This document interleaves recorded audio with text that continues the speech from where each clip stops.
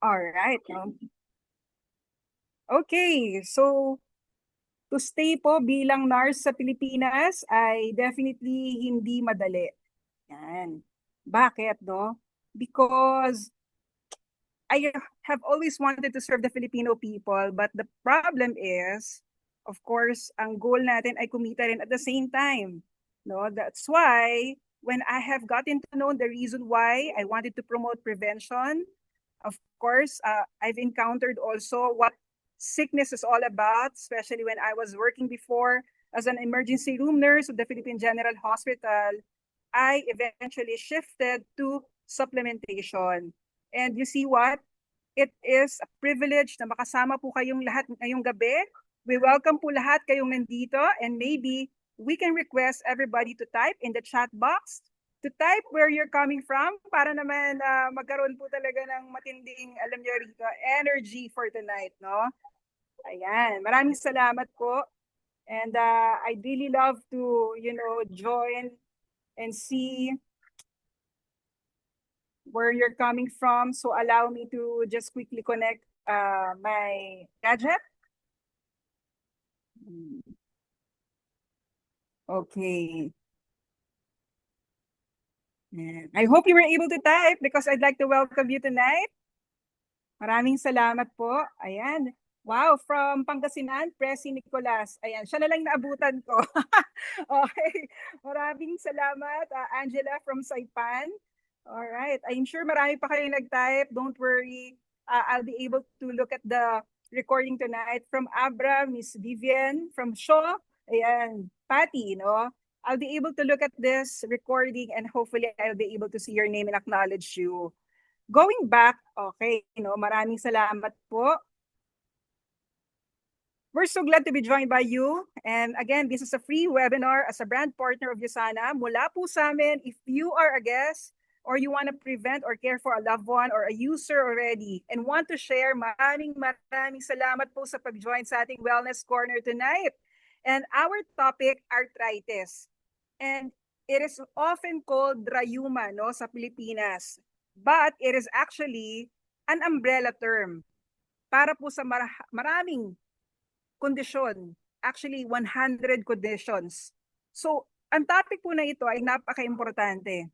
And bakit po napaka-importante? Dahil lahat tayo, number one, ay may tuhod o may kasukasuan, no, for a fact. Pero alam niyo po ba kung gaano kalakas ang pressure na dinadala ng ating tuhod tuwing tayo ay naglalakad?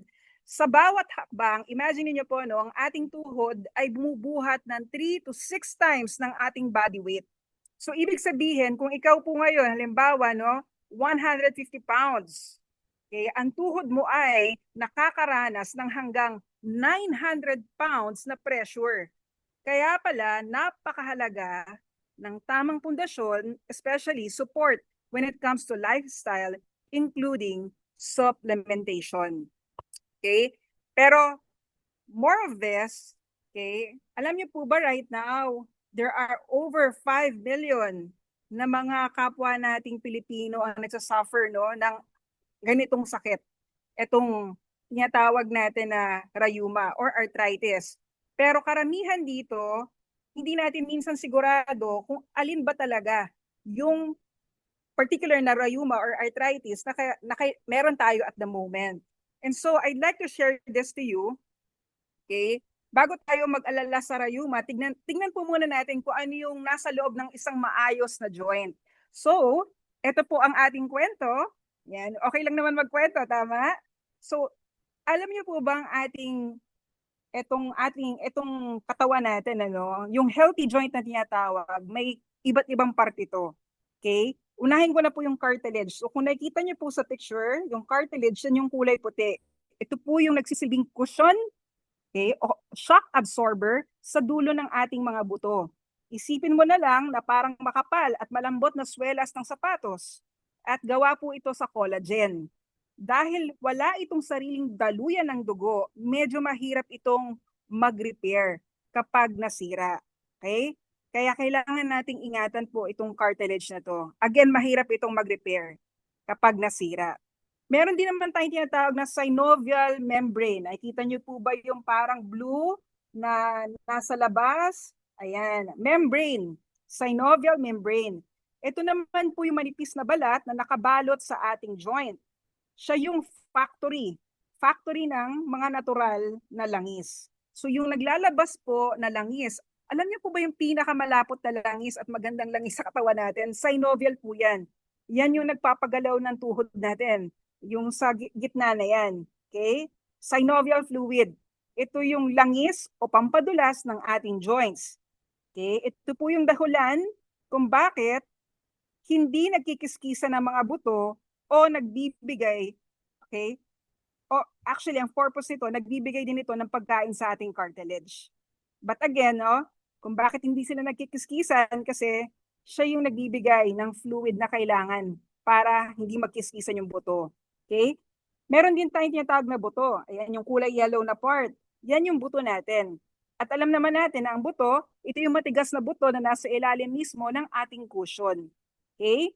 So kapag tayo ay gumagalaw, ang fluid sa loob ng joint ay labas-pasok sa cartilage. Okay? Anong ginagawa ng fluid na yon? Siya yung nagdadala ng oxygen at ng nutrients para ma-nourish po yung cartilage natin na yan. Okay? Pero anong problema sa arthritis? And moving on, I'd like to emphasize na depende po sa uri ng arthritis kasi maraming iba't ibang paraan kung paano ito sumasakit. Unahin ko na po yung tinatawag nating osteoarthritis. Okay, narinig niyo na po ba yun? Okay, type 1, if you feel like ikaw ay may osteoarthritis. Salamat po. So, ang osteoarthritis, ito yung pagkapudpod dahil sa mechanical wear and tear. Okay? So, ibig sabihin na pupudpud po yung cartilage, nag-uumpugan yung mga buto as a result. At nagkakaroon po ng mga osteophytes or maliliit na tulis sa buto.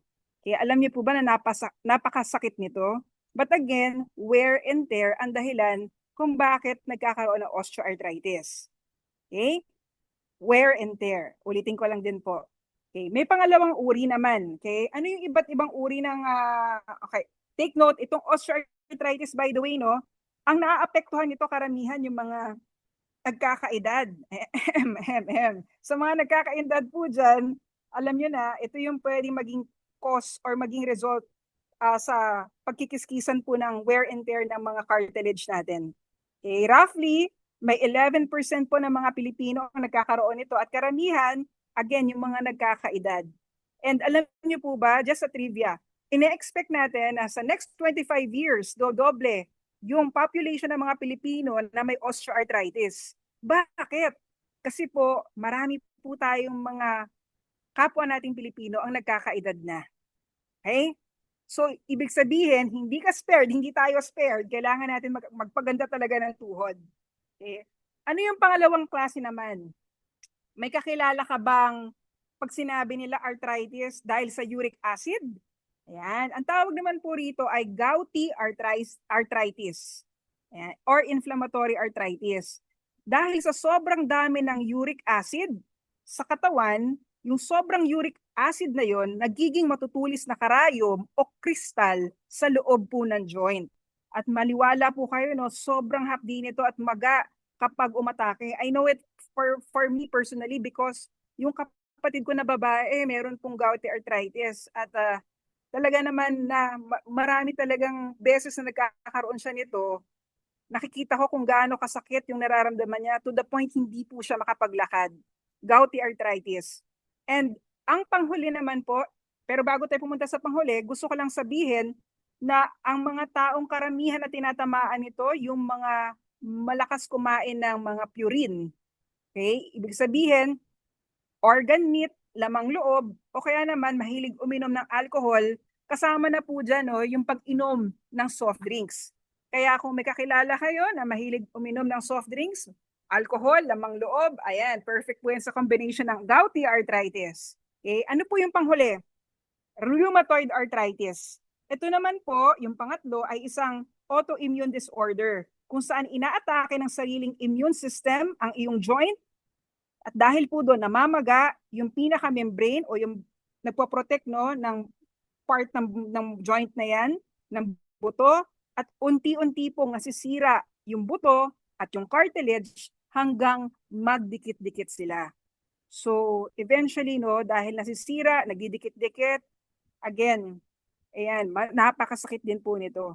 Pero karamihan ng tinatamaan nito, karamihan mga babae. At pag nagkaroon ka niyan, medyo matagal na gamutan. Actually, chronic na yan.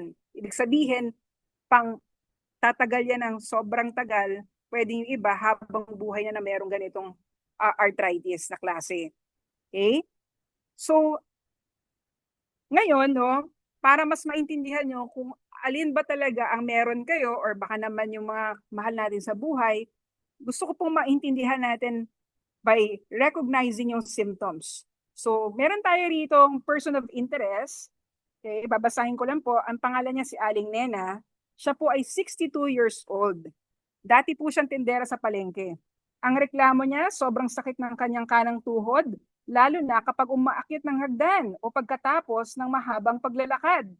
Napapansin din niya na may tunog, ang tawag din po rito ay crepitus sa loob ng tuhod kapag ginagalaw. Wala namang pamumula, pero mas masakit ito sa hapon kaysa sa umaga.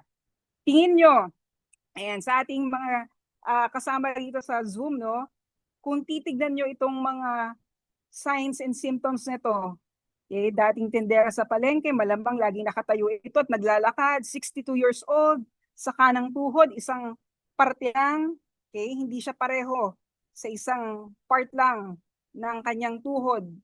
Okay, at ang kanyang pinaka-trigger, umaakyat sa hagdanan, mahabang paglalakad, may tunog, at madalas sumasakit, no, kapag hapon. Tingin nyo, anong klaseng arthritis to? Isa ba itong osteoarthritis type 1? Isa ba itong gouty arthritis type 2? Or isa ba itong rheumatoid arthritis type 3? Yan. Gusto ko lang makita ng konti ang mga sagot nyo. Alright, tingin nyo. Wow, okay. Alam nyo kaya napaka-importanting malaman po yung ganitong mga sintomas, no? Para tayo mismo, pamilyar tayo. So, ang tamang sagot po rito ay osteoarthritis. Okay, bakit? Again, ang osteoarthritis po, okay, dahil sa wear and tear. Tandaan natin, itong si Aling Nena, madalas nakatayo at nasa palengke. At alam niyo po, dahil nagkakaedad na, 62 years old na po siya, no? This is a result of wear and tear of the joints, of the cartilage, na pupudpud yung cartilage over time. And that's the reason why ito po ay isang osteoarthritis. Ang sagot po is number 1. Okay? Maraming salamat. Is this helping you? I hope so, no? Kasi ang daming klaseng arthritis. Again, more than 100. Pero what we're just talking here is just the top 3 amongst all. Okay, let's have the second one. How about this one? Ang person of interest natin, ang pangalan niya ay si Robert. Ngayon, 35 years old siya, isang IT professional. Take note, sumasakit ang kanyang mga daliri, no, sa kamay dahil sa sobrang paninigas or stiffness, okay, sa paggising sa umaga. Tumatagal ito ng mahigit na 1 oras bago lumuwag at napapansin din niya na medyo namamaga at mainit ang mga joints sa kanyang parehong kamay. Ibig sabihin, hindi lang isang parte, no? Pareho po. Pakiramdam niya ay lagi rin siyang pagod. So, again, what do you think is this kind? Is this osteoarthritis? 1, okay, 2, gout arthritis, or 3, rheumatoid arthritis? Okay. Alin kaya? Alin kaya? Alright, maraming salamat po, no? Maraming salamat. I appreciate everybody's participation para naman kahit pa paano. Kung mali man ang sagot natin, totally okay. What's important is tayo mismo, we're able to learn and recognize the symptoms para pag mayroon tayong gustong tulungan, alam na natin kung yan ba ay osteoarthritis, yan ba ay gout or rheumatoid. In this case, ito po ay autoimmune. No? Ito po ang sagot. Bakit? Okay. Usually po, ang rheumatoid arthritis, morning ang kanyang paninigas. Again, sa morning po ito madalas. Okay? Rheumatoid arthritis. Tandaan natin na usually po ang nagkakaroon nito kahit yung mga nasa BPO dahil wala sila masyadong movement, no? Dahil doon nagkakaroon ng stiffness. Okay? And the only question that I have for you, ano yung gagawin nyo? Ito, napakadali lang ang tanong na to. Halimbawa, meron tayong kakilala na may rheumatoid arthritis. Paano nyo ulit malalaman? Sa umaga po, no, naninigas. Ano po kaya yung pinakamainam na pwede natin gawin para sa kanya? Warm compress or cold compress? Yan. Importante rin itong tanong na to, no? Kasi madalas, hindi natin alam kung anong gagawin natin. Magbibigay ba tayo ng warm or cold compress? Tingin niyo po. Okay, thank you for Joselina's answer, warm. Kay Vivian, warm. Naku, parang itong mga sumasagot, merong arthritis. I hope not, no? Pero kung yan po ang sanhi ay pagtigas, no, naninigas, ang ibibigay po natin ay warm compress. Pero kung halimbawa namamaga, okay, halimbawa namumula, kailangan nyo po, di ba, pag halimbawa na-sprain ka, nakikita nyo, no, medyo namamaga siya, lumulobo, at alam nyo naman, namumula. Ang tawag po dyan dapat na ibinibigay ay cold compress. Okay? Is that something that we are all learning from? I hope so. Again, if it's stiffness, we would, likely give what you call warm compress. Okay, next one. Ito na. Siguro naman tatama po kayong lahat dito, no? Si Mang June. Ito na si Mang June, 45 years old, mahilig sa pulutan at beer. Ang reklamo, sumakit ang kanyang hinlalaki sa paa kagabi pagkatapos ng isang birthday party. Ngayon, sobrang pula, maga at hindi man lang madampian ng kumot dahil sa sobrang hapde. Sabi niya parang may karayom sa loob ng kanyang paa. Ang sagot po rito, one, osteoarthritis, two, gout, or three, rheumatoid arthritis. One, osteoarthritis, two, gout, or three, rheumatoid arthritis.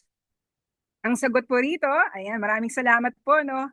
Walang iba kundi two, which is a gouty arthritis. Ang gouty po, ang trigger niyan ay yung factor ng purine diet. Mataas siya sa yung laman loob, pwedeng alcohol, galing sa party tong taong to, at definitely, no, hindi ko alam kung ano pang kinain ito, pero knowing pollutant, definitely it could trigger.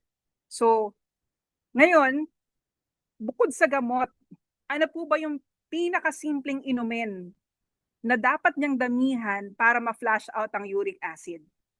Yan. Alam nyo, napakaganda ng tanong na to kasi pag gout, ang arthritis na tipo natin, ano, or meron tayo, automatic, dapat all the more na uminom tayo nito.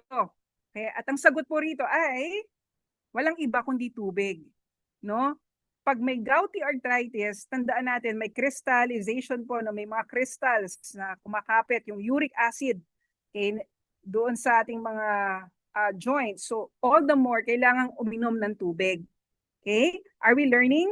Pero apart from what I have mentioned a while ago, usually yung mga taong mahilig sa maalat, okay, at saka syempre, no, yung mga sausawan, katulad ng bagoong, patis, saka yung mahilig sa isaw, just like what we've mentioned, these are the ones na talagang malakas ang kanilang trigger pagdating sa ganitong mga sakit. And even more, alam niyo po yung mga nagtatrabaho sa BPO, sila yung ngayon na maraming ganitong mga sakit dahil din po sa sedentary na lifestyle. Okay? At tinatamaan nito yung mga kabataan as early, no? Pero apart from that, ano pa yung pwede maging trigger? Even yung weather. See, for example, pag maulan, malamig, no? O kaya pumasok ka sa malamig na kwarto dahil sa aircon, nag-flare up, nagtitrigger po ng pain sa mga may arthritis. Okay? So, ngayon, anong magiging impact pag halimbawa meron tayong arthritis? Gusto ko lang po i-share to very quickly because hindi po simple ang sakit na arthritis. I think if you have seen a person who has one, they are really suffering. Unang dahilan po or impact nito, no? Physical impact. Pinaka-obvious po rito yung panghihina ng katawan. Yung paglalakad, pag-akyat sa hagdanan, pagbukas ng garapon, nagiging parang pag-akyat sa bundok. Ganun kahirap para sa kanila.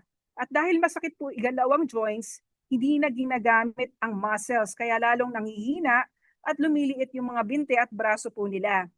At ganun din po, no, maraming may arthritis ang hindi nakakatulog sa gabi dahil po sa throbbing pain.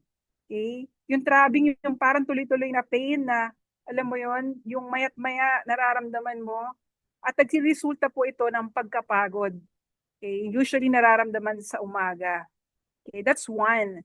Yung physical impact. Pero alam nyo rin po ba na may emotional impact to? Madalas yung tinatamaan ng mga Pilipino, yung mga aktibo dati, eventually, nararamdaman nila na para silang pabigat.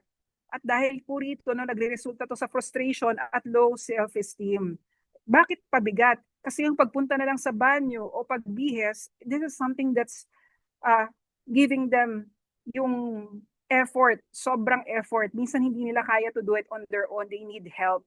Okay? Pangalawa, meron din po silang nalaramdaman na social isolation. Hindi sila makasama basta-basta sa mga reunion, outing, kahit simpleng pagsisimba dahil matagal maglakad. Gayun din po, masakit. Okay? Yung iba nga nakakaranas din sila ng depression. Alam niyo po ba na sa pag-aaral, ang chronic pain katulad ng arthritis are 3 times na mas mabilis magkaroon ng depression kumpara sa walang sakit.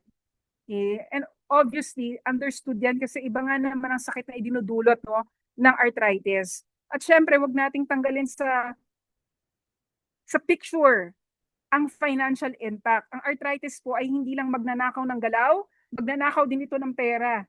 Ang maintenance ng gamot, physical therapy, check-up, yan ay mga bagay na kailangang bigyang pansin.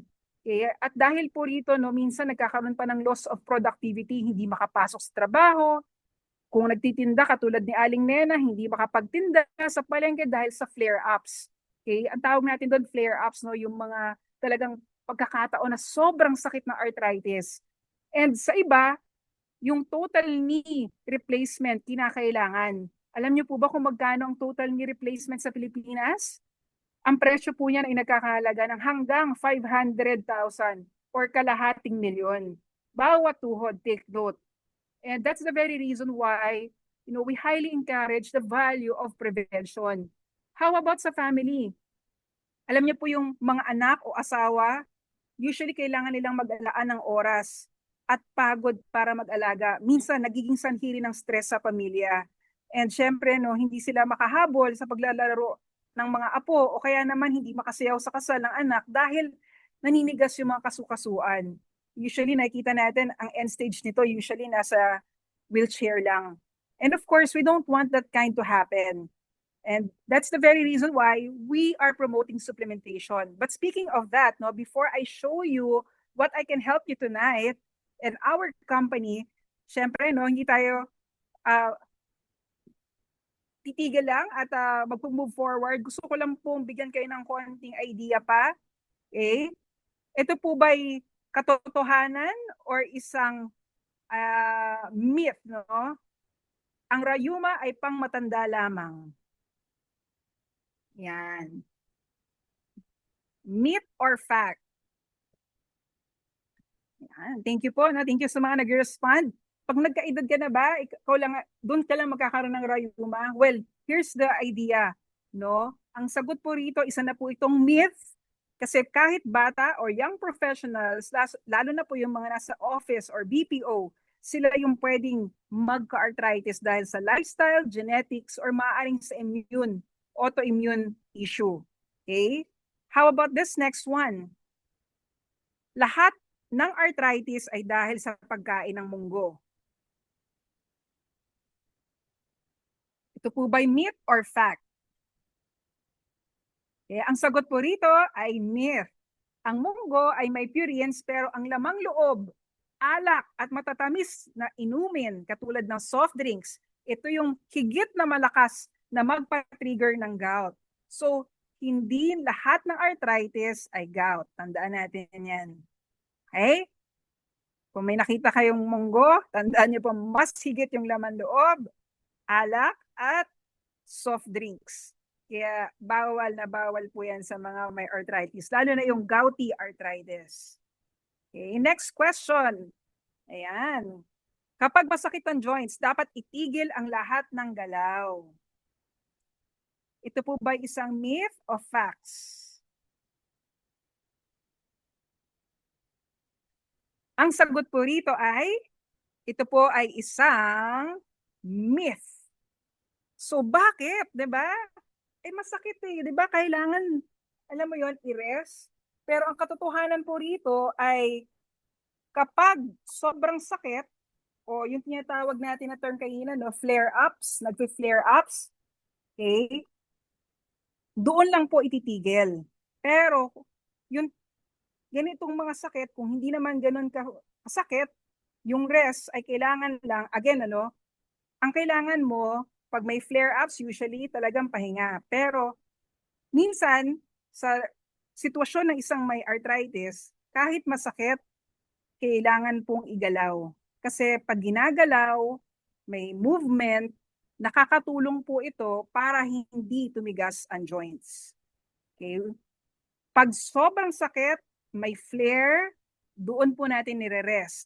Pero madalas, kahit masakit, kailangan igalaw para hindi po siya tumigas. Okay? So maliwanag po. So ititigil lang natin ang movement pag sobrang sakit, pag may flare. Otherwise, kailangan nating igalaw. Maraming salamat po. No? I'm just making sure we understand that because we know we have this understanding pag masakit, hindi natin igagalaw. Pero it has to be otherwise. Kailangan natin siyang igalaw para hindi tumigas. Ngayon, may mga tao na kapag sumasakit, ang usual na ginagawa ay umiinom ng over-the-counter medications katulad po ng paracetamol o kaya naman ng NSAIDs, no? Ito yung non-steroidal na mga gamot, usually paracetamol, okay? Or pain reliever.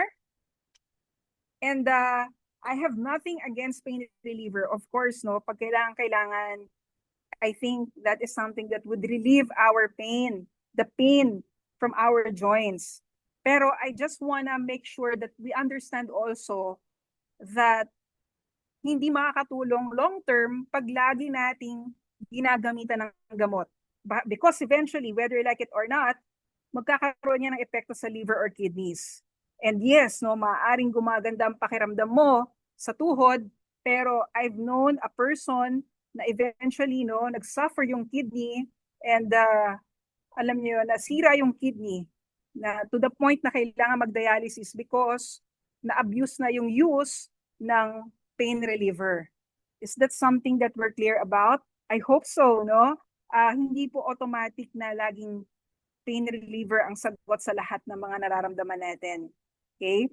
Tandaan din natin na mayroon pong malaking market, no? Pagdating sa glucosamine at chondroitin. Ito po yung kailangan natin para sa mga joints natin. And of course, fish oil and even luyang dilaw, turmeric, and even ginger. That I will emphasize in a while. But other than that, pwede rin naman gamitan ng mga essential oil or topical ointments, and even, like what we said kanina, warm compress. Okay? And for the purpose of this webinar, in the Philippines, no, sa PhilHealth covered din ang arthritis. There are certain procedures. And right now, may tinatawag tayong ZAY benefits. Ito yung mga severe na kaso pagdating sa arthritis, no? For example, total knee replacement can also be considered. Pero tandaan natin, kahit pumunta ka sa PhilHealth o kaya naman i-maximize mo itong mga offer na to, no? Hindi magiging madali unless ikaw ay nasa talagang laylayan ng ating society. And of course, that's the very reason why we all need to take advantage of what we can do still to better our health.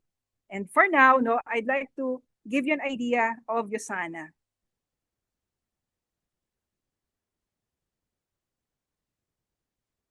Okay. I'm not just sure if my audio, anybody who can give me an idea?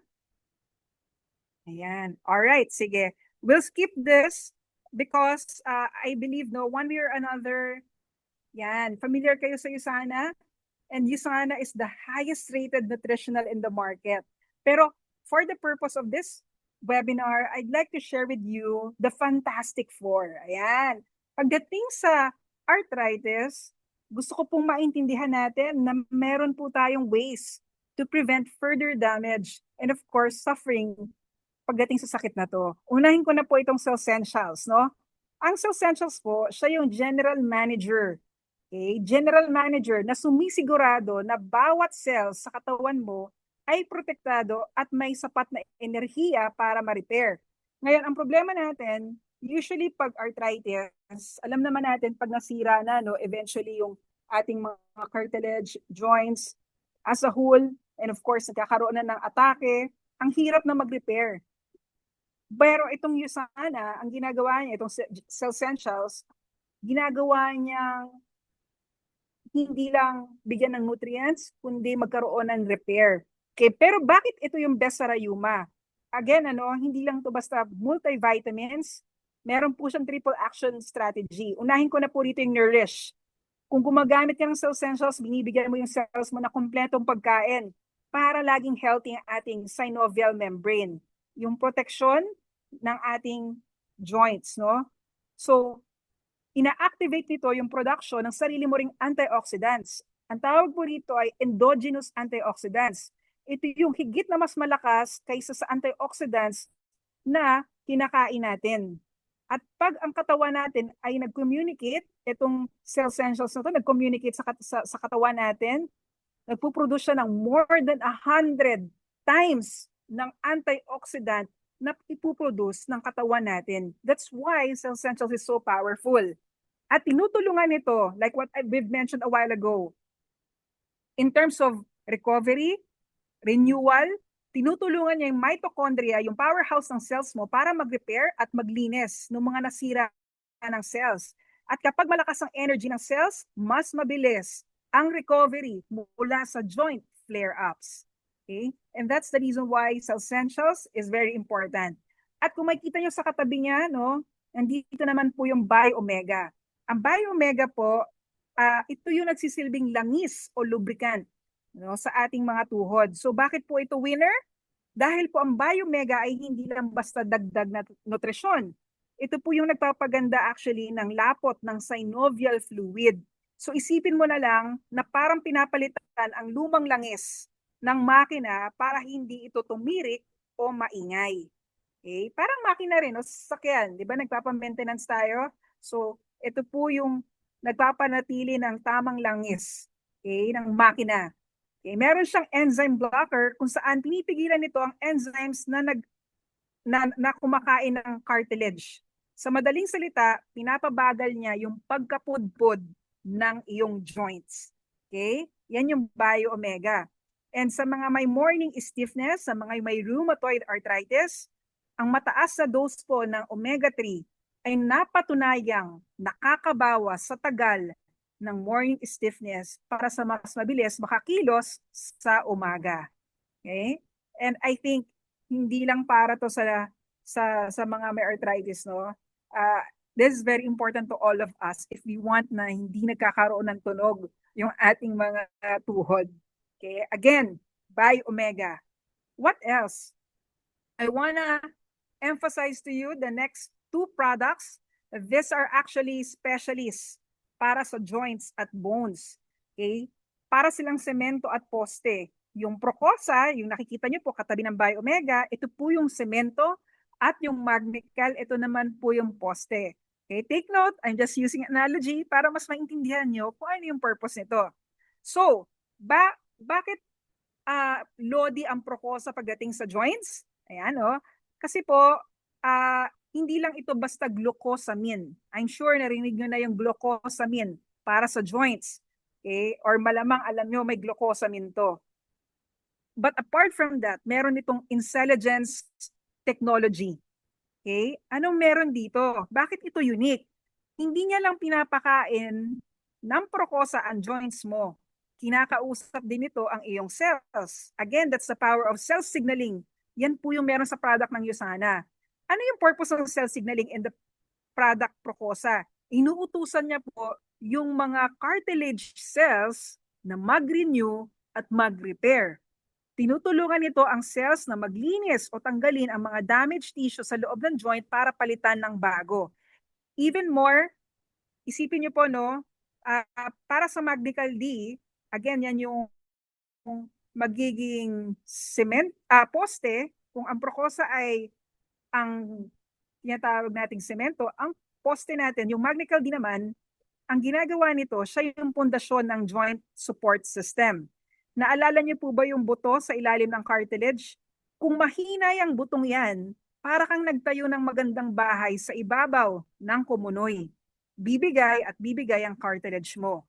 That's why Magnical D is very important. Again, ito yung pundasyon, ito yung support system para maging maganda po yung ating pinakabuto, no? So just to give you an idea, anong laman nito? Bakit kakaiba to compared to other Magnical or magnesium or calcium product? Ang USANA po ay naglalaman itong Magnical ng calcium, including citrate and carbonate. Sinisigurado nito na matatag ang base ng iyong joints para hindi ito mag-collapse o magkaroon ng microfractures. Okay, na nagdudulot po ng arthritis pain. Okay? Again, pinapatatag nito yung base ng iyong joints para hindi mag-collapse, hindi magkaroon ng microfractures. Pangalawa, may magnesium siya na siyang traffic enforcer na nagsasabi sa calcium kung saan dapat pumunta. Okay? Sa buto at hindi sa tissues. Kasi technically po, ang calcium, pag, like for example, no, hindi na nabigyan yung brain cells natin, yung utak natin ng idea kung saan dapat pumunta, usually nagtatago siya sa tissues. Pero itong magnesium sa loob ng calcium product natin, tinuturuan niya yung calcium, dapat pumunta ka sa buto. Okay? Nakakatulong din ito para i-relax po yung mga muscles sa paligid na sumasakit sa joints para mabawasan ang stiffness. Kasi ang magnesium po for a fact, nire-relax niya yung mga muscles. Okay? And definitely, bakit kakaiba itong Magnical natin? Kasi may vitamin D3 siya. Okay, ito po yung key na kahit gaano kang kadami na inumin na calcium, hindi ito papasok sa dugo mo kung wala kang vitamin D. Okay, kaya mahalaga po ito sa absorption ng minerals. Ito po yung susi na nagbubukas sa pinto ng ating bituka para makapasok ang calcium at magnesium. Again, ang D3 po, okay, madali naman natin itong makuha sa natural form. Pero masigit natin kailangan to lalo na kung meron kang calcium at magnesium. Kasi siya yung nagpapapasok po, no, na sa dugo. Yan. Kung may vitamin D. So I hope that helps, no? And alam niyo po, for the last part, I want to just share quick one. I really hope nakita niyo ako at nakikita niyo kung gaano ako ka-excited while I'm sharing this, ano. Again, gusto ko lang malaman po, no, sa chat box, sino po rito ang nagkaroon na ng arthritis? And for me personally, I don't have an arthritis, pero nakita ko yung gout arthritis na nagsimula sa lolo ko at nakita ko sa pinsan ko. Yung pinsan ko to the point na as an IT professional, siya po ay napakagaling. He was working in Singapore, pero eventually he had to resign and stay with his family. Instead na siya yung nagiging main na provider, it turned out, dahil hindi siya makatrabaho, siya yung nagstay sa bahay at yung asawa niyang babae ang nagtatrabaho. And I know for a fact that it's so frustrating. Pero even more, no, yung kapatid ko po na nagsasuffer sa gouty arthritis, yung paglakad is such a burden. Nakita ko yung buhay na dahil din po siguro, no, sa lifestyle, totoong-totoo talaga yung sa BPO, may effect po talaga yon na laging nakaupo, sedentary, at syempre dahil stress, eating, madalas exposed sa mga pagkain na hindi maganda para sa, lalo na kung may meron kang history ng uric acid na mataas, no? And even more, I'm looking at you, Fidelina Racho, no? Meron ka? No, hindi po madali. Tama. Marichu, In KL, hello. Ayan, I know it's not easy. And Lyra, no, we can relate to our lolo and tito na may gout or arthritis. And si Mads, may osteoarthritis sa mother's side. And kay Jenibel, sa father niya, na nakita niya na laging nagsasuffer, lalo na pag malamig. And that is very true. That's why, for my parting message for tonight, actually, our topic tonight is something that I think, no, we have to take on the challenge. I want to leave this with you na wag po nating hayaan na lumipas yung isa pang buwan na kung kayo po right now may arthritis, na tinitiis niyo po yung sakit. Kung ang sasakyan nga natin, pag nasira, agad natin dinadala sa talyer, no? Bakit ang sarili nating katawan pinapabayaan natin? Or at least, no, sana binibigyan natin ng pansin. And I know there are a lot of people that we can help pagdating sa arthritis. And these are the common ones. I do hope and pray that we can recommend the Fantastic Four. And hopefully, they too can experience yung effect na meron tayo sa product natin. So with that, hopefully, no, if this topic comes again, I know there are already a lot of personal na mga recommendations when it comes to, you know, this products for arthritis. Hopefully, there's something that we can share. Hopefully, pag meron tayong topic ulit na ganito. But needless to say, if you have concern, okay, message nyo lang po ako. This is my number and this is my email. And lagi po nating tandaan, your health is your real wealth. And again, every Thursday, 7:30 is our wellness corner. Hopefully po, no, natulungan kayo ng ating webinar tonight. And sa susunod na linggo, magkikita po tayo ulit. And again, hopefully, you take your sana if this is your first time. Maraming salamat po ulit for your patience. Even though you don't see me, but from my heart, hopefully, no, you are all helped. God bless you all and see you po sa susunod.